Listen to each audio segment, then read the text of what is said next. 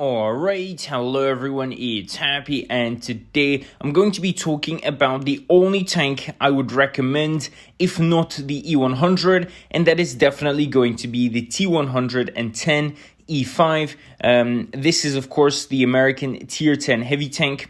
And as I said, this is one of those tanks I would recommend if a player said he doesn't like the E100 or he doesn't like the slower, heavyish tanks as a first tech tree to start with, then it is definitely going to be this tank.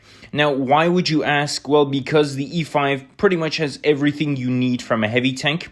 It is a jack of all trades. It's good at going hull down. It's good at fighting at cities. It's got a very nice gun, good DPM, you know what I mean? Good armor in a lot of scenarios. And as I said, the tech tree is also not that bad. At tier 9, you have the M103.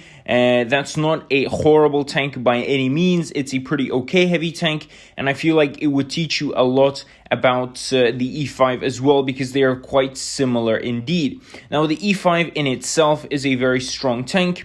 The aim time and gun handling is superb. I mean, it really is great, so a newer player doesn't have to wait 300 years in order to actually, hit a target. And I feel like this is something important. On top of that, this tank has good gun depression. It's not insane like on a lot of other, hull down tanks, but it's enough to allow you to go hull down compared to something like 6 degrees on a Soviet tank. You know what I mean? So in that regard, 8 degrees is very good. The turret armor is very respectable.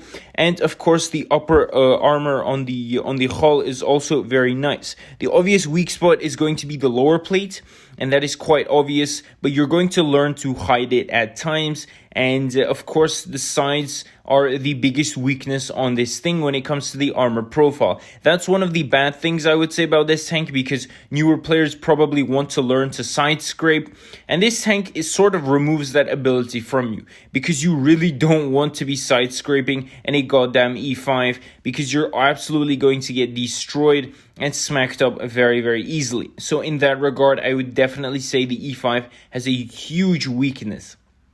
Now, when it comes to the mobility, I feel like it's not really sluggish. It's not super fast. It's one of these. It's one of those standard mobilities for heavy tanks these days. I feel like a lot of heavies these days have around 40 kilometers forward, plus minus that, and so it's comfortable. It's comfortable enough to get from point A to point B relatively quickly, faster than the super heavies, so you shouldn't necessarily be complaining.